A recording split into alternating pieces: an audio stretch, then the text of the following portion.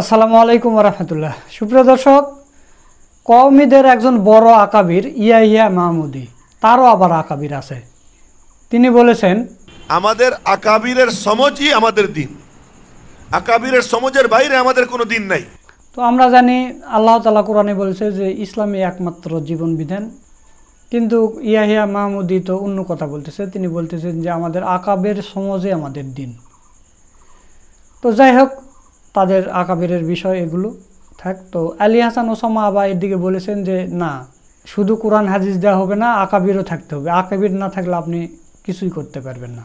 কোরআন হাদিস হলেই চলবে, 3 নম্বর কিচ্ছু লাগবে না। এইটা তো আরেক ফাইজলামি রে ভাই। কি বলেছে তোমার আকাবির, এগুলো সব ছাড়ো, কোরআন হাদিস কি বলেছে এটা খালি ধরো।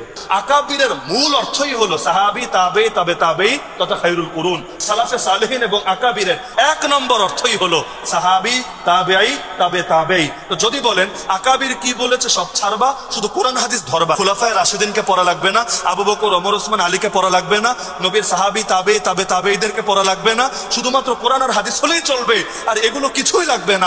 কেউ যদি এই কথা বলে, বাস্তবে সে কোরআনও মানে না, সে হাদিসও মানে। আলী হাসান ওসামা আকাবির ছাড়া কোরআন হাদিস মানতে নারাজ। তো দর্শক, আপনারা জানেন যে আলী হাসান ওসামা সবসময় ভাইরাল ইস্যু নিয়ে কথা বলতে ভালোবাসেন। তো এখন এই ইস্যুটা সামনে এসেছে, কি বলবে, কিছু না কিছু নিয়ে বিনিয়ে তো ওই আকাবিরের পক্ষে সে দলিল দিচ্ছে, আপনারা সেটা শুনলেন। তো আপনারা কি আলী হাসানের সাথে একমত কিনা তা অবশ্যই কমেন্ট করে জানিয়ে দেবেন। এই মুফতি আলী হাসান ওসামার এই কথার জবাব দিয়েছিলেন অনেক আগে মুফতি আমির হামজা। তো মুফতি আমির হামজার ওই ভিডিওটা দেখলে আপনারা মনে করবেন যেন গতকালই তার জবাবটা দিয়েছে। সেই ভিডিওটা আপনাদের দেখাবো। তার আগে আপনাদের আর একটা ইন্টারেস্টিং জিনিস জানিয়ে রাখি, সেটা হলো এই আলী হাসান ওসামা কিন্তু একটা দল তৈরি করেছে। সেই দলের নাম হচ্ছে আজমতে সাহাবা। সেই দলের আমিরকে আপনারা জানেন? সেই দলের আমির, সেই দলের আকাবির হচ্ছে নূর হোসেন কাশিমি। তিনি কি ধরনের আকীদা লালন করেন সেটা একটু দেখি চলেন। কবরে গেলে বুঝলি মাস্তানি কারে কয় আমও গাই দিয়ে গেছে গা। আল্লামা নূর হোসেন কাসিমি রাহিমাহুল্লাহ তাআলা গেছেন, সমস্যা নাই, গেছেন, জায়গা মতে গেছেন। ওনাকে রিসিভ করার জন্য হাজারে আহমদ শফি উপস্থিত, ওনাকে রিসিভ করার জন্য উজারি হযরত চলে আসবেন, ওনাকে রিসিভ করার জন্য সর্বনা মরহুম বিশ্বাস চলে আসবেন, ওনাকে রিসিভ করার জন্য ইমাম বুখারী, মুসলিম, তিরমিজি, আবু দাউদ ওনার কবরে চলে আসবেন, ওনার রূহ জগতে চলে আসবেন ওনাকে রিসিভ করার জন্য। আর তোরা ফকিরের ফলারা মরলে তোদেরকে রিসিভ করার জন্য কারুন আসবে না, ফিরআউন আসবে না, হামান আসবে না, নমরুদ আসবে না, নিজের জায়গায় একা একা মারি খাবি। আমার বুঝে জি দর্শক, আপনারা যেটা শুনলেন আমিও সেটাই শুনেছি। এরা আকাবির, এরা এই ধরনের আকীদা লালন করে এবং এই আলী হাসান ওসামারা এদেরকে অনুসরণ করে চলে। কোরআন হাদিস বাদ দিয়ে এদেরকে অনুসরণ করে চলে। তো দর্শক, এবার চলুন আমরা শুনে আসি যে মুফতি আমির হামজা সাহেব কি বলেছিলেন। মশিউর রহমান ভাই তো গানটা গিয়েছে সম্প্রতি, কিন্তু আমির হামজা অনেক আগেই কথা বলেছিলেন, সেটা এখন হুবহু মিলে যাচ্ছে। এবং আলী হাসান ওসামা যে গতকাল যে ভিডিওটা দিয়েছে, যে বক্তব্যটা দিয়েছে, মানে মশিউর রহমান ভাইয়ের গানের বিরুদ্ধতা করেছে, তার জবাবটা যেন মুফতি আমির হামজা আজকেই দিলেন এরকম মনে হয়েছে, অথচ এই ভিডিওটা বেশ আগেকার। তো চলুন ভিডিওটা একটু দেখে আসি। সাইয়্যিদ আবুল আলা মওদুদী রাহমাতুল্লাহ আলাইহি ওনার কিতাবে লিখেছেন, আমি ইসলাম মানতে গিয়ে দেখেছি আল্লাহ কি বলেছে, রাসূল কি করেছে। আমি যদি দেখতাম যে আমার মুরব্বি কি বলেছে, আমার দাদা কি করেছে, তাহলে আমি হেদায়েত পেতাম না। এজন্য যারা আকাবির আকাবির করে লাফান, আকাবির শব্দটা কোরআনে কারিমে কি অর্থে ব্যবহার হয়েছে যারা কোরআন পড়তে পারে জিজ্ঞাসা করেন তো। কাফেরদের চরিত্র ছিল ওইটা, কোরআন দিয়ে নবীর আদর্শ দিয়ে ডাক দিলে ওরা বলতো না, ও কথা আমাদের দরকার নেই, আমাদের বাপ দাদা মুরব্বী আকাবিররা যা রেখে গেছে ওইটাই আমাদের জন্য যথেষ্ট। এ কথা কাফেরদের। কাদের? এই রোগ এখন আমাদের ভেতরে ঢুকেছে। কোরআনে কারিমে আল্লাহ পাক বলেন, ওয়াইযা কিলা লাহুম তাআলাউ ইলা মা আনজালাল্লাহু ওয়া ইলার রাসূলি ক্বালু হাসবুনা মা ওয়াজাদনা আলাইহি আবাআনা। ওয়া মানে এবং ইদা মানে যখন, ইলা মানে বলা হয়, তাআল মানে আসো, ইলা মানে দিকে, মা মানে যা, আনজালাল্লাহ মানে আমি আল্লাহ নাজিল করেছি, ওয়া ইলার রাসূলি আমার রাসূলের আদর্শের দিকে আস।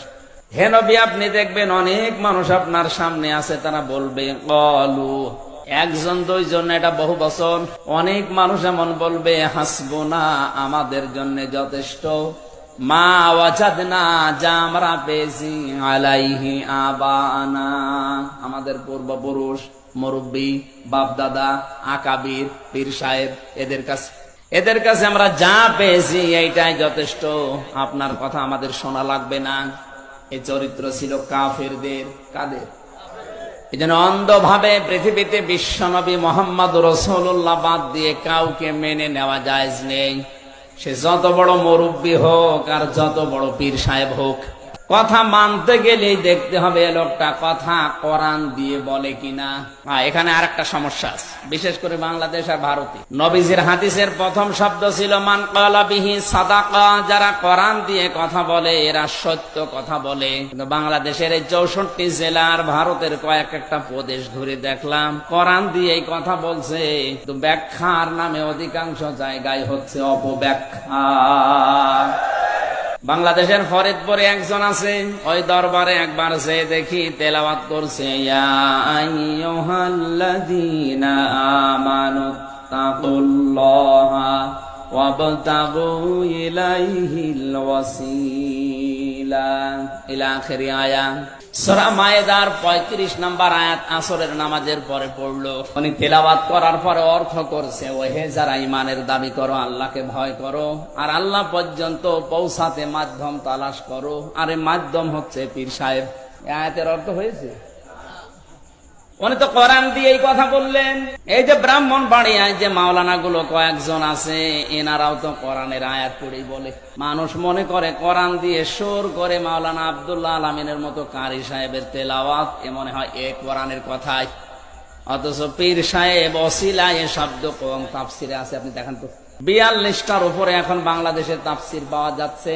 ভার্সিটিতে থাকাকালীন অধিকাংশ গুলো এই ওয়াসিলা শব্দ দিয়ে আমি মিলিয়েছি। সব মুফাসসির আয়াতের ব্যাপারে একমত, আল্লাহর দরবারে পৌঁছাতে ওসিলা তালাশ করো। ওসিলা মানে নেক কাজ। ওসিলা মানে কি? এ পৃথিবীতে ওসিলা মানে নেক কাজ, এইটাই তাফসিরের ভাষা। যত বড় বড় মুফাসসিরে দুনিয়া থেকে বিদায় নিয়েছে, যারা তাফসির লিখেছে, তারা কোরআনে কারিমের ওসিলা শব্দের ব্যাখ্যায় নেক কাজ লিখলো, আর আপনি পীর সাহেব বানিয়ে দিলেন নিজের ধান্দা, নিজের ব্যবসা ঠিক রাখার জন্য। এই জন্য বলছি, কোরআন দিয়ে কথা বললে সত্য কথা বলে, হ্যাঁ ঠিক আছে, কিন্তু কোরআনের কথা হওয়া লাগবে কোরআন দিয়ে। আপনি তো কোরআন দিয়ে কথা বলার পরেই মন মতো ব্যাখ্যা করছেন। এই জন্য ওইটা বোঝার মতো যোগ্যতা আপনাকে আগে আবার অর্জন করা লাগবে, তাহলে কোরআনের তাফসীর শুনে আপনি নিজেও আনন্দ পাবেন, মজা পাবেন। দর্শক, আপনারা মুফতি আমির হামজার ভিডিওটা দেখলেন। আমি গত 2 ভিডিওতে যে বিষয়টা বলে এসেছি যে আকাবির শব্দটা কোরআনুল কারিমে আল্লাহ তাআলা সন্ত্রাসীদের গডফাদার, অপরাধীদের গডফাদার, অপরাধীদের সর্দার হিসেবে চিহ্নিত করেছেন। মুফতি আমির হামজা কিন্তু সেম একই কথাই বললেন, কিন্তু আলী হাসান ওসামা কি বললেন? আকাবির শব্দের অর্থ হচ্ছে সাহাবি, তাবে তাবেইন, রাসূল সাল্লাল্লাহু আলাইহি ওয়াসাল্লাম, তারপরে খোলাফায়ে রাশিদিন, এইসব কথা বলল। আকাবিরের মূল অর্থই হলো সাহাবী, তাবেঈ, তাবে তাবেঈ তথা খায়রুল কুরুন। তো দর্শক, আপনাদের একটা এবার বলাৎকারের সিসিটিভি ফুটেজ দেখাবো।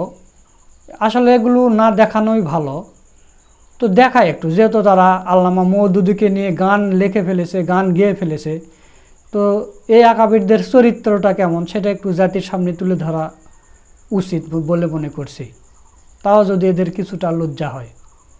দর্শক, আপনারা স্ক্রিনে যে এই আকাবিরের ছবিটা দেখতে পাচ্ছেন, তিনার নাম হচ্ছে আল্লামা আজিজুল হক। তিনি নারায়ণগঞ্জ হাবিবনগর মাদ্রাসার মুতামিম।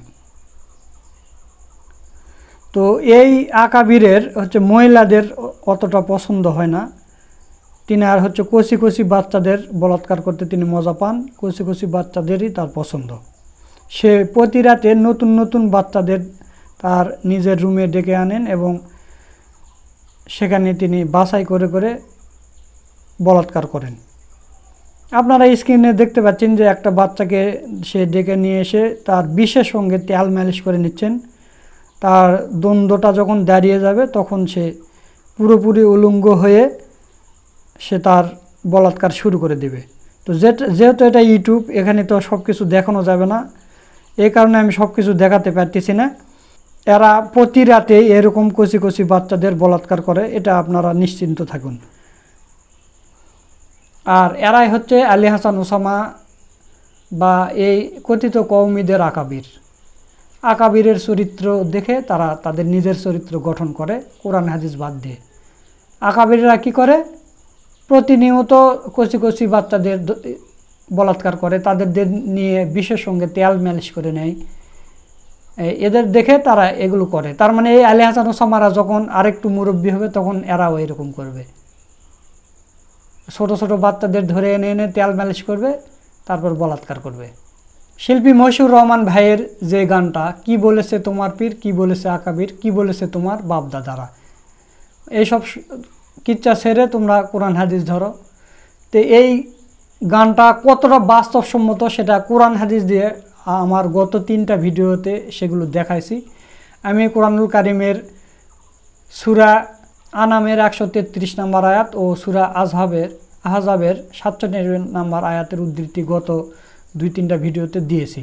তো আজকে আপনাদের সূরা জুখরুফের 20, 21, 22 এ কয়টা আয়াতের উদ্ধৃতি দেখাবো।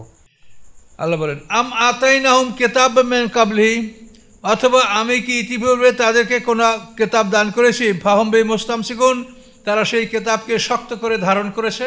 এরকম কোনো প্রমাণ আছে যে ইতিপূর্বে আমি কোনো কিতাব দিয়েছি, সেই কিতাবকে তারা শক্ত করে ধারণ করেছে?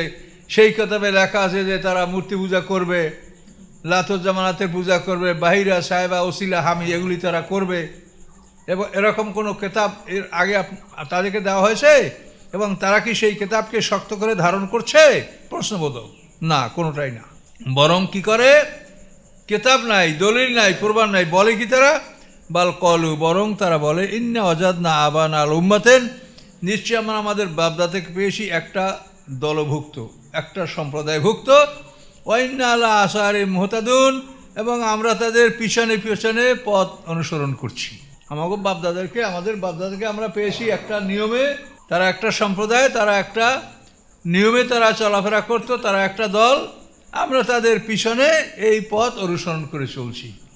মোর্শেকদেরকে আপনারা জিজ্ঞাসা করেন যে তোমরা জ্ঞানী, তোমরা জানো যেটা তোমরা হাত দিয়ে একটা মাটির মূর্তি তৈরি করছো, এটা পূজা করো, আমাদের বাপদাদার করি আর সেই জন্য করি। এটা যে আমরা বুঝি যেটা কিছু হয় না, তারপরও আমাদের বাপদাদারা করে আসে তাই আমরা করছি, এটা বলার সাথে তার কোনো বলার আছে, যুক্তি আছে কিছু?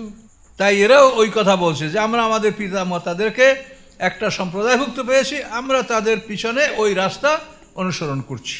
আল্লাহ বলেন, ওয়াকাযালিকা মা আরসালনা মিন ক্বাবলিকা ফি কারিয়াতিন মিন নাযিরিন ইল্লা ক্বালা মুতরাফুহা, এভাবেই আল্লাহ বলেন, এভাবেই আপনার পূর্বে আমি যত রসুল পাঠিয়েছি কোনো জনপদে, মিন নাযির, যে কোনো ভয় প্রদর্শক আমি জনপদে পাঠিয়েছি, ইল্লা ক্বালু মুতরাফুহা, বরং তাদের মধ্যে অহংকারীরা, বড়রা, সম্পদশালীরা বলেছে ইন্না ওয়াজাদনা আবানা আলা উম্মাত, আমাদের বাপদাদাকে আমরা একটা সম্প্রদায়ভুক্ত পেয়েছি, ওয়াইন্না আলা আসারি মুক্তাদুন, এবং আমরা তাদের পিছনে মুক্তাদি হয়েছি। ওনরা ইমাম আর আমরা মুক্তাদি। আমাদের বাপদাদারা যে পথে চলেছে তারা ইমাম আর আমরা তাদের পিছনে মুক্তাদি হয়েছি, ইক্তেদা মানে অনুসরণ করেছি। এই মুক্তাদুন আমাদের মুক্তাদি হই না, এই মুক্তাদি। তো দর্শক, আপনারা এখন বুঝতেই পারতেছেন যে শিল্পী মশিউর রহমান ভাইয়ের এই গানটা পুরোটাই কোরআন হাদিস সম্মত, এটার বিরোধিতা করার কিছু নেই। যারা এটার বিরোধিতা করবে তাহলে বুঝবেন তাদের কোরআন হাদিসের কোনো জ্ঞান নেই, এলেম নেই। এই গানটা নিয়ে বিরোধিতা করা মানে নিজেকে মূর্খের পরিচয় দেওয়া। তো এই কথা বলে আজকের ভিডিও এখানেই শেষ করছি। আজকের ভিডিওটা আপনাদের কাছে কেমন লেগেছে তা অবশ্যই কমেন্ট করে জানিয়ে দিবেন। আর আপনাদের প্রতি অনুরোধ রইল ভিডিওটা বেশি বেশি করে শেয়ার করবেন, যাতে করে বাংলাদেশের আনাচে কানাচে ভিডিওটা পৌঁছে যায় এবং সবাই যেন দেখতে পারে এই আকাবিরদের চরিত্র কেমন, এরা কিভাবে ছোট ছোট কচি কচি বাচ্চাদের ধর্ষণ করে, বলাৎকার করে।